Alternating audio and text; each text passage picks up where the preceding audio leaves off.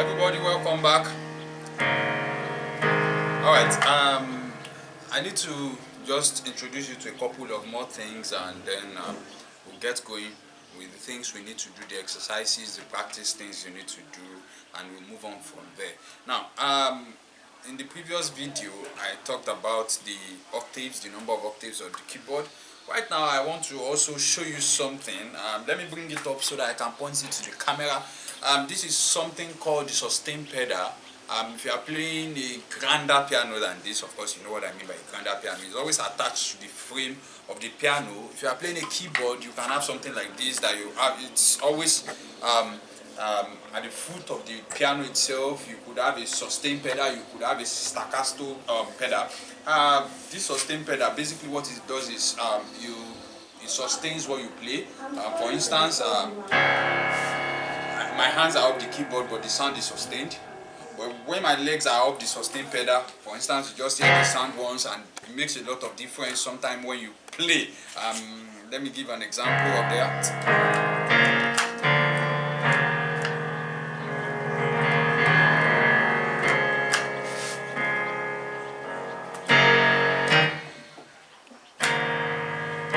You can see the way the sound stopped suddenly when my leg was not on the sustain, and that's the kind of effect you get on that.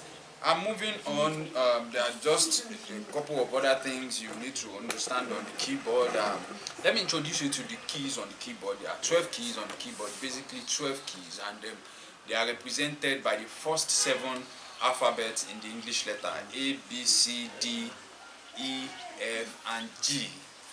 Those 7 keys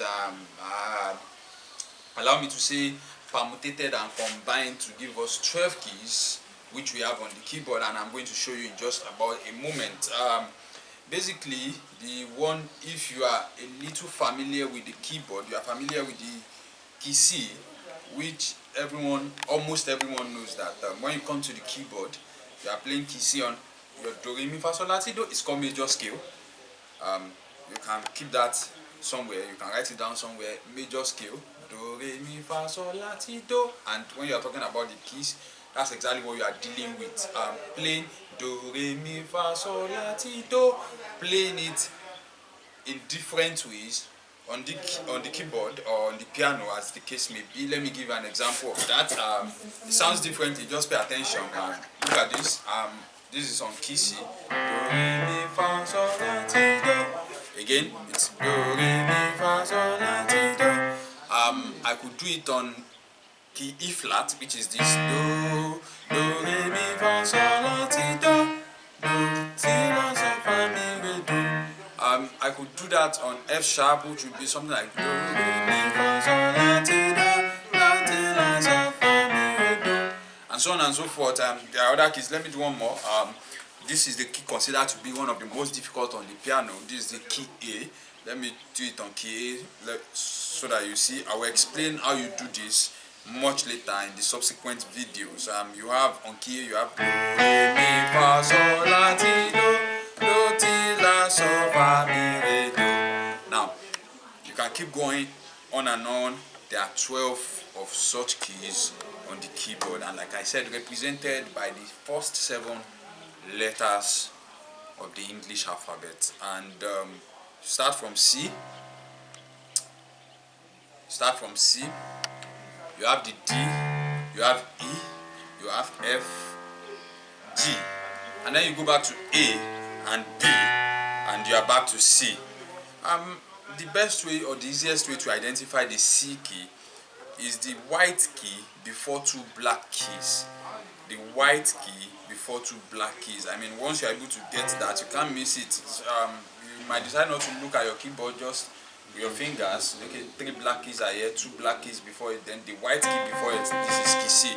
I mean, that way easily you can identify the key C. And then for the keys up here on the black keys, so to say, breaking it down, you have, this is key C sharp, and when you go up, we call this a semitone. That's the next key immediately. It doesn't matter if it's a white or a black, that's a semitone.